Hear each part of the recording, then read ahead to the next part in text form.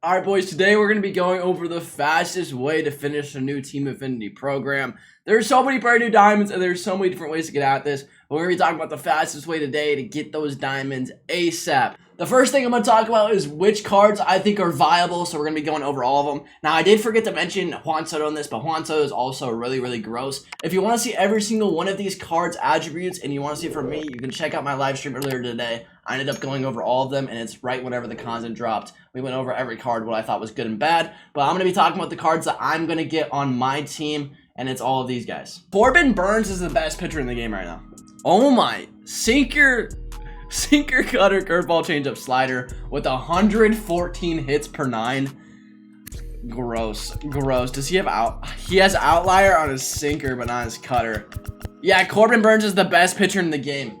Best pitcher in the game goes to Corbin Burns. Oh my gosh. I know he won the Cy Young, and he's disgusting. I thought they were going to give him a Cy Young card. They didn't, but he is absolutely filthy. That's a guy I got to get on my God squad. These dudes are just insane to me. We already went over this. Tatis is gross. Max Poppers both sides. I think Muncy is a in-game second baseman. We'll see how he ends up playing. But 90 fielding at second base with not a great arm. He's going to have max power on both sides. That is filthy.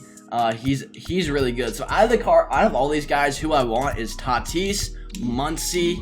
I want to go after the NL Central and go and get Corbin Burns because I think he's going to make my team. Corbin Burns 100% is going to make my team, and he's going to be one of the best guys out there. Cutter, sinker, he's gross, 114 hits per 9. And then as far as the East goes, I might go pick up Zach Wheeler. As far as the AL East goes, I don't think I'm taking anybody from the AL East. I didn't think that any of them really looked that good. I don't really think that they're great. JD Martinez isn't terrible. Maybe I'll get him as like a bench bat versus lefties just because he has that really good swing. But those are the cards I'm looking at. I've got to get a Heimer debut out there just because I love Candelario and he's a Tiger. So we got to go after him. Salvador Perez is going to be someone I go after because he has a good swing and he's going to be pretty much maxed out power-wise. And for a catcher, that's insane. Like, that's disgusting. Once you get him P5, he'll have 90 fielding, 90 arms. So he's a 5-tool player or 4-tool player. So I like the Royals there.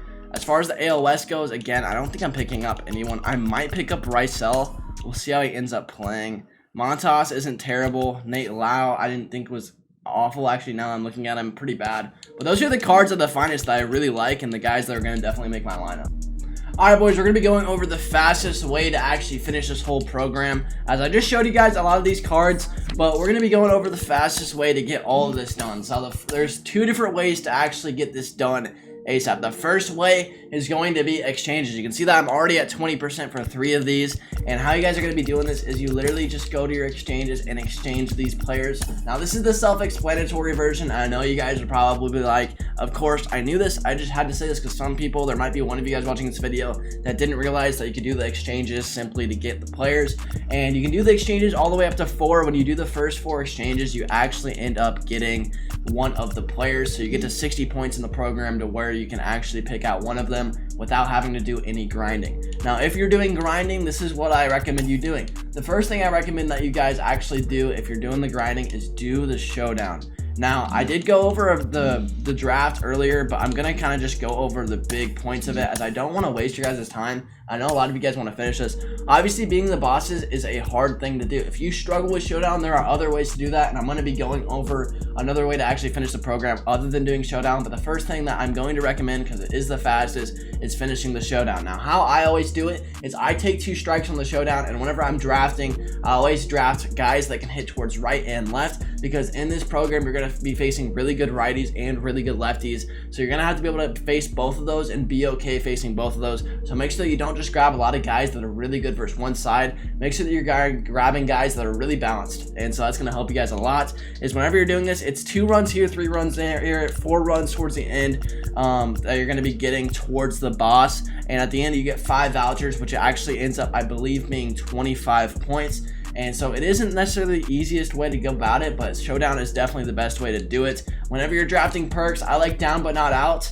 I like that one a lot, and anything that's a big contact boost with 2 strikes is one that I really like. The strikes, the stuff like that, whenever I take 2 strikes, I kind of build my perks and everything around that. If you're a guy who swings first pitch, then go get jump start and go get the best jump start perk that you can get. Just make sure that you are catering your perks to how you guys play in the game. Now, if you're going to be going the exchange routes and you don't have enough cards to exchange, go to the market and get live series players. Get live series players over the tops now. The tops now cards are going for like 20K right now, when in reality you can get a bunch of those sell now orders for live series cards for base value at like 5,500 stubs, which is going to save you guys a ton.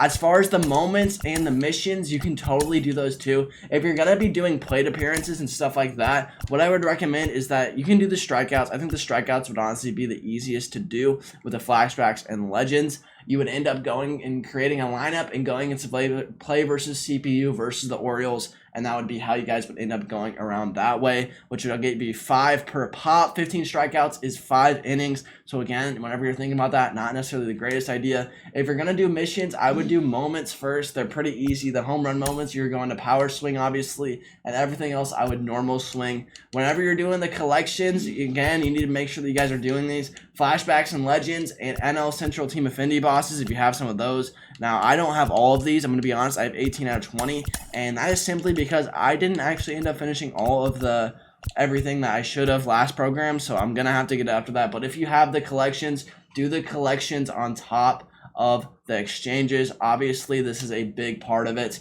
and it will help you guys a ton. On top of that, the flashback and legends should be pretty easy. 50 should be fine. The only thing is that the bosses might be hard if you didn't actually completely grind it like you should have, if you're like me. So make sure you do the collections and the exchanges first. After that, I would recommend going, if you struggle with Showdown, this is what I'm talking about, is what you're going to do is you're going to go to the Affinity conquests. They are not that hard, and by now I'm sure there's already somebody on YouTube who has all of the hidden rewards. Just make sure whenever you are doing these that you check the goals, because the goals sometimes have turn-based challenges. You can see that this one doesn't, but if they do have a turn-based challenge, make sure that you go after it. Sometimes it'll be like go after the Rockies in the first turn, so you'll have to go after the Rockies first and then end up finishing the map after doing that to actually get all the goals. So a lot of people will be like, the conquest isn't working, I beat it, but I didn't get the rewards. That is why. Make sure that you've done all the goals, and it will help you to get all those points towards the Team Affinity program.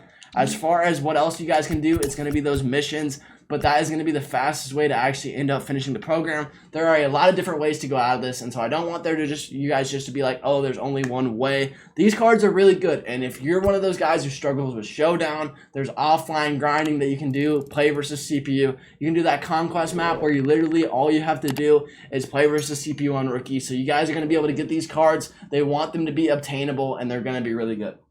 Now, boys, if you enjoyed this video and this helped you out, drop a like, drop a sub. Thank you guys so much for watching. Have a great rest of your day. We're going to be pounding out content today. I'll talk to you guys later, and peace.